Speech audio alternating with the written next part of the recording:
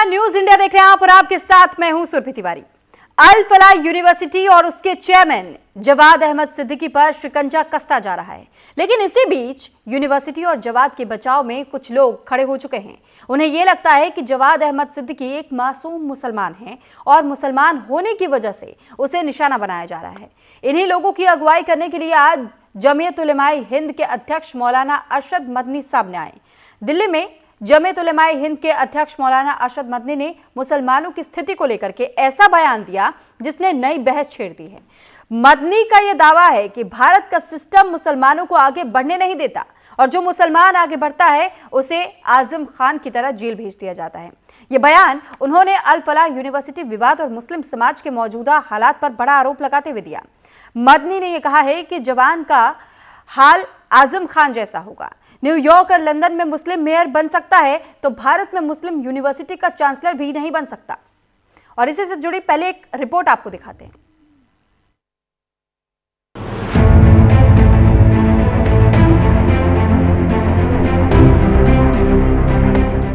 दिल्ली धमाके में गिरफ्तार अल फलाह यूनिवर्सिटी के एक डॉक्टर के बाद यूनिवर्सिटी के मालिक जावेद अहमद सिद्दीकी तक पहुंची जांच।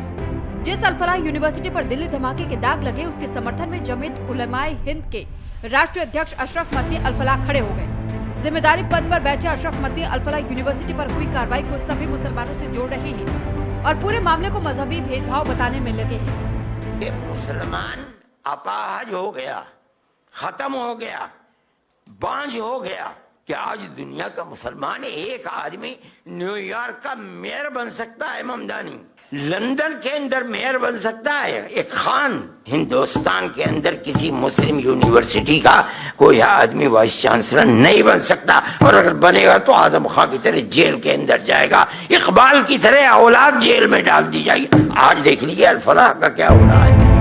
अरशद मदनी ने ये बातें दिल्ली में आयोजित एक सेमिनार में कही। खास बात तो ये है कि मदनी ने दिल्ली सेमिनार में ना तो दिल्ली धमाके पर दुख जताया, न ही गिरफ्तार आतंकी डॉक्टर पर एक शब्द कहा, लेकिन यूनिवर्सिटी के मालिक की गिरफ्तारी को सीधे सीधे धार्मिक भेदभाव से जोड़ दिया। यहाँ किसी यूनिवर्सिटी का वाइस चांसलर नहीं बन सकता आदमी।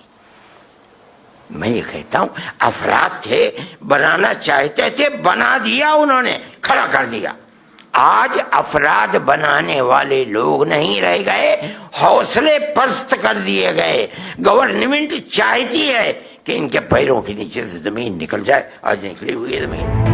वहीं मदनी ने इसे मजहबी रंग देकर सियासी दिशा दे दी। वो अपने संदर्भ में जो बात कह रहे हैं वो बिल्कुल ठीक कह रहे हैं। जाहिर सी बात है कि सरकार किस तरह से, आप इतिहास उठा के देख लीजिए, विपक्ष के नेताओं को और सिर्फ मुस्लिम नेताओं को ही नहीं, विपक्ष की हर वो आवाज जो लगातार बोल रही है, वो दलित समाज से हो, वो पिछड़े समाज से हो, वो मुस्लिम समाज से हो, उनको कुचलने का काम कर रही है। मौलाना अरशद मदनी का बहुत गैर जिम्मेदाराना बयान है।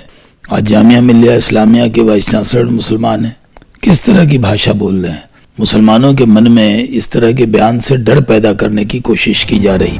दिल्ली धमाकों की जांच अभी जारी है, फंडिंग और नेटवर्क की परतें खुल रही हैं, लेकिन इस बीच मौलाना मदनी के बयान ने एक नई बहस छेड़ दी है। राष्ट्रीय सुरक्षा से जुड़े मुद्दे को मजहब के तराजू में तोलकर अरशद मदनी ने नए विवाद को तूल दे दिया है। क्या किसी जांच को संप्रदाय का मुद्दा बनाना सही है या फिर सुरक्षा एजेंसियों की कार्रवाई को राजनीतिक और धार्मिक मोड़ दिया जा रहा है? Bureau report, news India. और इस मुद्दे को लेकर हमसे बातचीत करने के लिए, चर्चा करने के लिए रत्नाकर सिंह जी, प्रवक्ता बीजेपी से जुड़ चुके हैं। हमारे साथ एडवोकेट सैयद नफीरुल इस्लाम, मुस्लिम स्कॉलर हमारे साथ जुड़ चुके हैं और स्वामी शैलेशानंद गिरी महाराज जी हमारे साथ जुड़ चुके हैं, हिंदू धर्मगुरु हैं। आप सभी का बहुत स्वागत है न्यूज इंडिया पर। सबसे पहले मैं रत्नाकर सिंह जी आपके पास आना चाहूंगी और मैं आपसे समझना चाहूंगी कि जो आरोप लग रहे हैं कि जानबूझ करके सत्ता पक्ष में बैठे हुए लोगों की ओर से इस तरीके का माहौल बनाया जा रहा है कि वो मुसलमानों के खिलाफ है, मुसलमानों के खिलाफ पूरे सिस्टम को एक तरफा करने की कोशिश है। देखिए सुरभि जी, विडंबना यही है कि आज देश में लोग झूठ फैला करके और फिर से वही भारत को बांटने की बात करते हैं।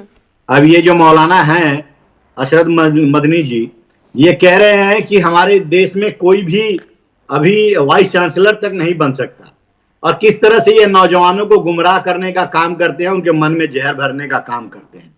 आपको भी पता है और देश के हर नागरिक जानता है कि इस देश में मुसलमानों को भी उतनी ही वैल्यू दी गई है जितनी हिंदू को दी गई है, और संवैधानिक दृष्टिकोण से भी दी गई है। जी। न आपको पता है कि हमारे देश के सर्वोच्च पद पे मुसलमान जो है वो डॉक्टर अब्दुल कलाम आजाद वो विराजमान हो चुके हैं।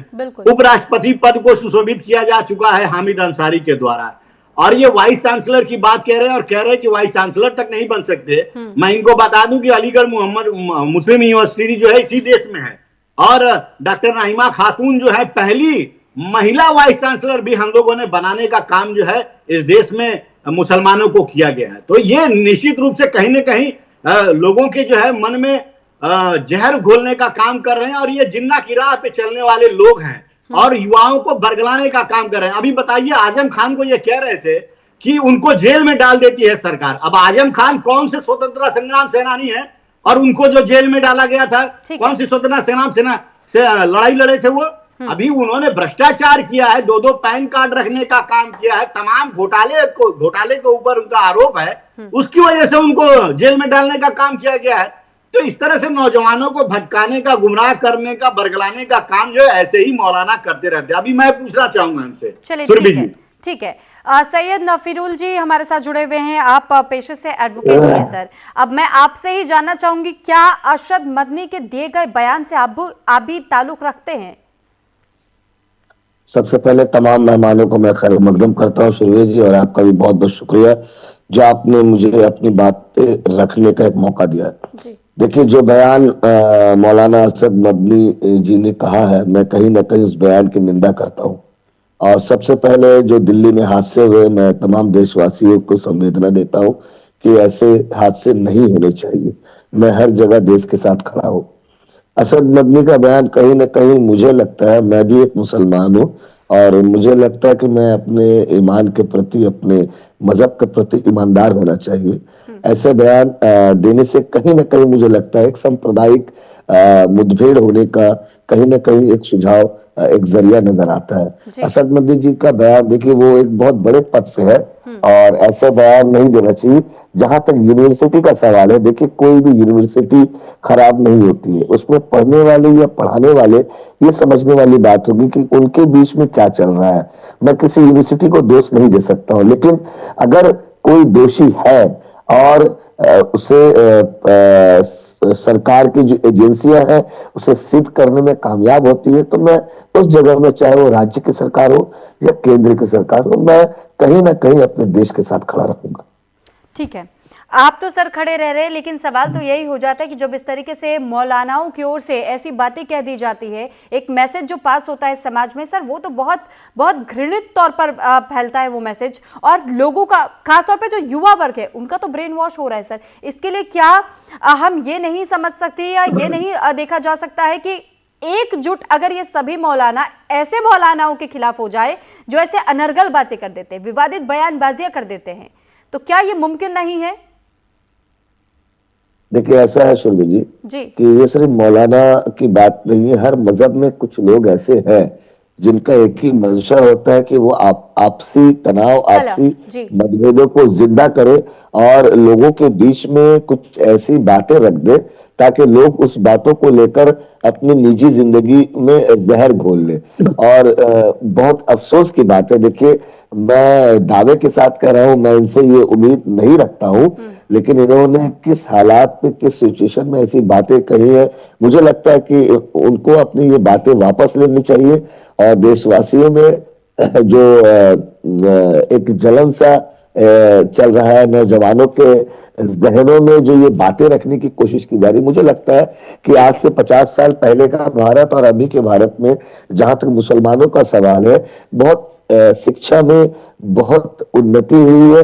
और उन्होंने जो बयान कहा, वाइस चांसलर, मैं खुद भी जानता हूं हिंदुस्तान के देश के अलग अलग इलाकों में बहुत सारे ऐसे प्राइवेट यूनिवर्सिटीज है, डीम्ड यूनिवर्सिटीज है, यूनिवर्सिटी ग्रांट कमीशन से अप्रूव्ड की यूनिवर्सिटीज है, जहां पर बहुत सारे मुसलमान वाइस चांसलर है। अभी आप आपको मुझसे बेहतर पता होगा कि आईएएस आईपीएस और देश के राष्ट्रपति रह चुके हैं, आजाद भारत के पहले वजीर तालीम रह चुके हैं मौलाना अबुल कलाम आजाद। तो मुझे लगता है ऐसी बातें करके फिलहाल जो देश के हालात है उसको कोई भी हो, चाहे मैं हूं या किसी भी राजनीतिक दल के मानने वाले हो, ऐसी बातें ना करें ताकि देश में जो है मानवता बनी रहे। ठीक है सर, लौट रही हूं मैं आपके पास। अब मैं रुक कर लेती हूं महामंडलेश्वर स्वामी शैलेशानंद गिरी जी महाराज का।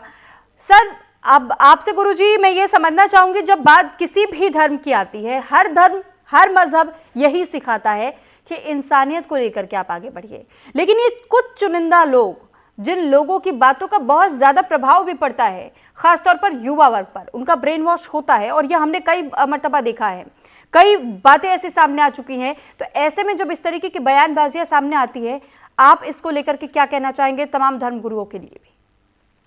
देखिए, एक स्पष्ट सी बात है। अभी कुछ पढ़ रहा था तो उसके अंदर एक अच्छा शेर लिखा था कि आदमी में इस कदर जहर भर गया है कि विषधरों का वंश भी डर गया है। कल के अखबार में पढ़ लेना तुम दोस्तों कि आदमी के काटने से सांप कोई मर गया है। तो मदनी जैसे लोग इस प्रकार की जहरीली फुफकार रखते हैं। देखिएगा, शिक्षा को हम किसी को भी दे सकते हैं। हमारे हिंदू धर्म में तो अनेकानेक उदाहरण है। महान प्रकांड विद्वान रावण ने भी गलती करी तो हमारे धर्म ने उसे दंड दिया, हमारे देवताओं के रूप में दिया या अवतार के रूप में दिया। तो शिक्षा प्राप्ति के लिए सर्वप्रथम चरित्र का होना आवश्यक है, और इस प्रकार का उदाहरण हमें अल फलाह में देखने में आ गया गलती से। मैं सहमत हूँ सैयद साहब की इस बात से कि कोई सा भी शैक्षणिक संस्थान पूर्णतः खराब तभी हो सकता है जब पढ़ाने वाला या पढ़ने वाला जहरीला हो। उनके अंदर क्या चल रहा है, क्यों चल रहा है, इसकी जानकारी शासन को निकालनी चाहिए, और शासन वो कर रहा है। और मदनी जैसे लोग शासन का जब विरोध करते हैं तो मैं उस समय रमाशंकर सिंह जी की बात में और आगे एड ऑन करना चाहूंगा कि देखिएगा, हमने तो इस देश के न्याय की सर्वोच्च संस्था सुप्रीम कोर्ट की मुख्य न्यायाधीश के रूप में भी फातिमा बीबी का हमने नियुक्ति दी है इस देश के अंदर। इस देश के अंदर खेल के अंदर अजरुद्दीन है, इरफान पठान है, अभिनय के अंदर सलमान है, शाहरुख है, आमिर है। तो मेरा एक सीधी सी बात है कि इस प्रकार के जो मौलाना होते हैं उनको ये चाहिए कि बांग्लादेश जैसी हिंसा हो तो फतवा जारी करे, दिल्ली जैसा बम ब्लास्ट है तो जब फतवा जारी क्यों नहीं करते हैं। यदि राष्ट्रभक्ति और मानवता को अपने ईमान के अंदर पूर्णतः आत्मसात करते हैं तो इनको तत्परता से पहली संस्था होनी चाहिए थी जिन्हें इस प्रकार की हिंसाओं का जो अंतर धार्मिक वैमनस्य किए इसके खिलाफ फतवा जारी करना चाहिए था। यही तो हम गुरुजी आपसे भी समझना और जानना चाह रहे हैं कि ये तो सबसे बड़ी जिम्मेदारी धर्म गुरुओं की, मौलानाओं की होती है कि जब आप लोगों के पास इतने तादाद में, बड़ी तादाद में लोग जब पहुंचते हैं तो फिर इस ज्ञान का बखान करने के बजाय जब ऐसी बयानबाजियां की जाएंगी तो जायज है कि समाज में नफरत की भावना फैलेगी। और इसी को लेकर के मैं आपसे भी समझना चाह रही हूँ कि हम एक और शांति की बात करते हैं, तो फिर ये दो समुदायों के बीच में, दो अलग अलग रिलीजन्स के बीच में टकराव बार बार क्यों देखने को मिल जाता है? देखिए, कुछ लोग हैं जो अंतर धार्मिक संवाद को होने नहीं दे रहे। मैं पूरे विश्व के अंदर दक्षिण कोरिया में संयुक्त राष्ट्र की संस्था के माध्यम से यही प्रयास कर रहा हूं कि सारे विश्व के जितने पंथ है, जितने समुदाय हैं, संप्रदाय हैं, रिलीजन है, धर्म है, इन सबको आपस में एक दूसरे को समझना होगा। और समझने के लिए संवाद की आवश्यकता है, विवाद की नहीं।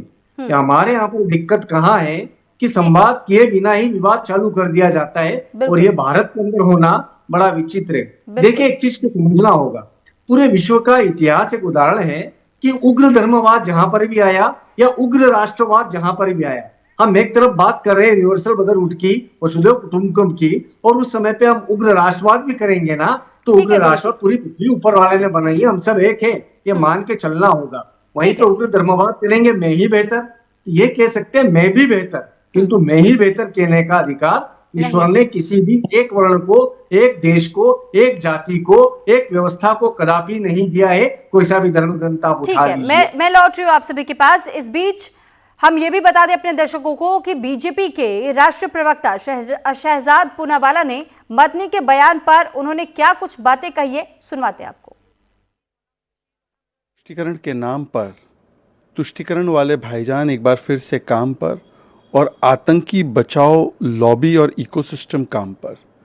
जिस प्रकार से अरशद मदनी जी ये बात कर रहे हैं, क्या वो भूल गए कि इस देश में तो गृह मंत्री और राष्ट्रपति भी मुस्लिम रहा है।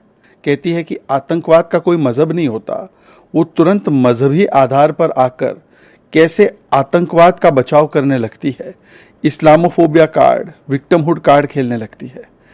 अभी अरशद मदनी ने ये किया है। केवल अरशद मदनी की बात नहीं है, चाहे पी चिदम्बरम हो, चाहे महबूबा मुफ्ती हो, चाहे इल्तिजा मुफ्ती हो, अबू आजमी हो, हुसैन दलवाई हो, सभी लोग इस आतंकवादी डॉक्टर्स नेटवर्क ऑफ टेरर के लिए बचाव के लिए स्पिन डॉक्टर्स ऑफ टेरर बन चुके हैं। तो बीजेपी प्रवक्ता को तो अब आपने सुन लिया, लेकिन अब एक बार फिर हम रत्नाकर सिंह जी का रुख कर लेते हैं। रत्नाकर जी, शहजाद पूनावाला के बयान को सुन लिया आपने भी। अब वो कई ऐसे नाम हैं जो कि गिना रहे हैं और वो कह रहे हैं कि कई लोग हैं जो कि इन मामलों को लेकर के राजनीति कर देते हैं, लेकिन जब टेररिज्म को लेकर के मामला सामने आता है तो कोई मुस्लिम नेता नहीं बोलता है। जी एकदम बिल्कुल शहजाद पूनावाला जी ने जो बात कहा है वो बिल्कुल तथ्यात्मक बात कहा है। आज ऐसे कट्टरपंथी लोग हैं जो वह कौम को गुमराह करने की बात करते हैं। जब कौम के लोग जब गुमराह हो जाते हैं तो उनको सही रास्ता दिखाने की बात ये कभी नहीं कर सकते। ये वही करेंगे जिससे कि कौम उग्र हो और उग्रता उनके अंदर आए। देखिए, मैं आपको एक उदाहरण देना चाहता हूं कि भारत में है, आप जब तक इस तरह के जिहादी मानसिकता से आप ऊपर उठकर नहीं सोचेंगे तब तक न इस देश में शांति आएगी, न एक दूसरे का भाईचारा बढ़ेगा। अब ये बताइए, ये चीज कहां तक जायज है कि अगर आतंकी हिजबुल्लाह का मारा जाता है, नसरल्लाह इजराइल मारता है, तो यहाँ पे उसके खिलाफ जो उसके समर्थन में जो है प्रदर्शन होता है, चाहे कश्मीर हो, चाहे लखनऊ हो, चाहे देश के अन्य राज्य है, तो ये कहां तक जायज है। और यही नहीं, हम राष्ट्रवाद की अगर भावना इनके अंदर भरना चाहते हैं और कहते हैं कि आप राष्ट्र गौरव का राष्ट्रीय गीत जो है वह गाया करिए, गायन करिए, तो भी ये कट्टरपंथी बोलते हैं कि वो इस्लाम की मान्यताओं के खिलाफ है, इस्लाम के खिलाफ है। अरे ये सोच तो जिन्ना की बनी थी। जब देश को जोड़ टुकड़े करने थे तो उसने राष्ट्रीय गीत गाने से मना कर दिया था। इसके पहले जंगे आजादी में कितने लोगों ने राष्ट्रीय गीत गाया। तो कहीं ना कहीं देश प्रेम की भावना जब तक इनके अंदर नहीं आएगी, जब तक एकजुटता की, भाईचारे की भावना इनके अंदर नहीं आएगी, इस तरह का कट्टरता फैलाने का काम जो है इस तरह के मौलाना करते रहेंगे। इस देश में आतंकी घटनाएं भी होंगी और इस देश में पढ़े लिखे MBBS डॉक्टर उमर की तरह लोग गुमराह भी होंगे और फिदायनी हमला करेंगे। तो इस तरह की चीजें जो है बिल्कुल समाज में जायज नहीं है और इस तरह के मौलाना को सामने आकर बल्कि माफी भी मांगना चाहिए, क्योंकि यह देश में जहर फैलाने का, एक दूसरे के अंदर जहर फैलाने का ये लोग काम कर रहे हैं आज के दिन। जी चलिए ठीक है सर, मैं आप सभी के पास लौटूंगे, लेकिन इस बीच विनोद बंसल जी कुछ कह रहे हैं, पहले वो सुनवा देते हैं। इस्लामिक जिहादियों और अतिवादियों की पैरवी कोई कैसे की जाती है, यह कोई मौलाना मदनी से सीखे। वे आतंकवादियों को बचाने, उनके अड्डों को प्रोटेक्ट करने और जो लोग भारत में हिंसा, अत्याचार और इस्लाम के नाम पर आतंकवाद फैलाने की कोशिश कर रहे हैं, उनको कवर फायर देने का काम इतने बुजुर्ग और कद्दावर मुस्लिम नेता भी करते हैं। तो उससे यही पता लगता है कि आखिरकार आतंकवाद का जो लोग कहते हैं धर्म नहीं होता, लेकिन मजहब तो होता है। मौलाना साहब को लंदन और न्यूयॉर्क के मेयर तो नजर आ गए, लेकिन भारत के कई राष्ट्रपति, उपराष्ट्रपति, CJI, chief election commission of India और ऐसे अनेक भारत के टॉप मोस्ट संवैधानिक पदों पर बैठे हुए मुस्लिम नजर नहीं आए। उनको वो भी नजर नहीं आए जिन्होंने भारत के लिए मिसाइलें दी और जो भारत की मिसाल बने, जो पाकिस्तान के लिए आज परेशानी का सबब बना हुआ है। लेकिन मौलाना को सिर्फ याद है तो अल फलाह यूनिवर्सिटी, उसका जिहादी वाइस चांसलर जो जेल में है, या फिर उत्तर प्रदेश की कैबिनेट में बैठा हुआ था वाजम खान, जिस पर कई सारे केसेस अभी चल रहे हैं,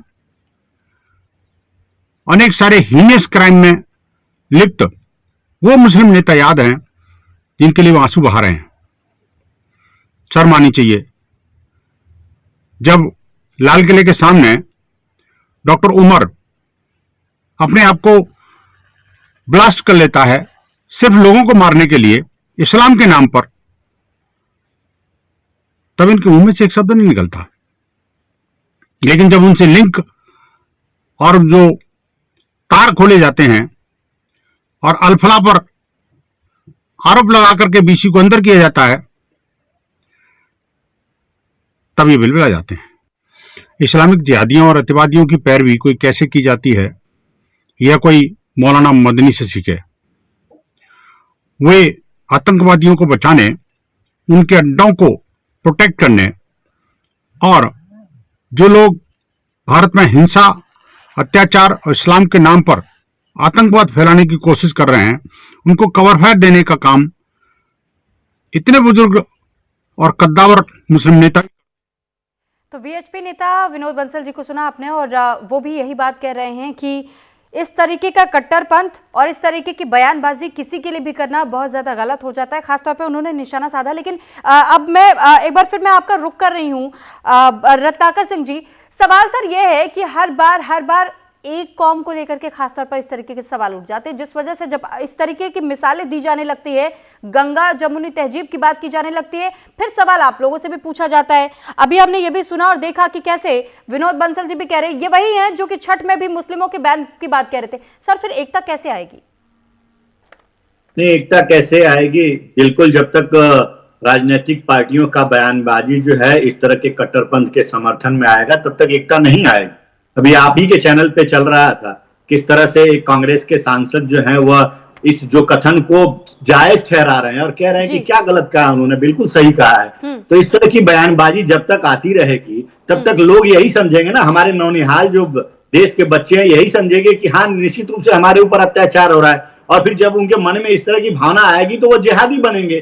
तो इस तरह का सोचना है हमको कि इस तरह का वक्तव्य देने से पहले एक बहुत बड़ी जिम्मेदारी होती है। जो आपका वक्तव्य आता है तो लाखों लोग उस वक्तव्य को सोचते हैं, सुनते हैं और उसको सोचने पे उस पर मजबूर होते हैं। तो आप किस तरह का वक्तव्य देते हैं ये बिल्कुल नितांत आवश्यक है कि समाज में वह एक सार्थक पहलू दिखाए, न कि एक जो इस तरह का पहलू दिखाए जिससे आतंकी जो है वो पैदा होंगे और आतंकी मानसिकता के लोग बनेंगे। समय का अभाव है, इस वजह से मैं आप लोगों के पास और ज्यादा समय नहीं दे पाऊंगी। बहुत धन्यवाद आप सभी का हमारे साथ जुड़ने के लिए। हमारे साथ रत्नाकर सिंह जी बीजेपी से स्पोक्स पर्सन जुड़े हुए थे, और साथ ही एडवोकेट सैयद नफीरुल इस्लाम मुस्लिम स्कॉलर हमारे साथ जुड़े। महामंडलेश्वर स्वामी शैलेशानंद गिरी जी महाराज भी हमारे साथ वैदिक स्कॉलर के तौर पर जुड़े हुए थे, और इन सभी ने एक ही बात पर सबसे ज्यादा जोर दिया कि हर किसी के बीच में धर्म या मजहब को लेकर के अगर लड़ाई ना करवाई जाए, इस पर राजनीति ना हो तो ज्यादा बेहतर। इंसानियत की ओर हर कोई ध्यान दे तो कितना खूबसूरत ये जहां बन सकता है। इसी के साथ मुझे दीजिए इजाजत। नमस्कार।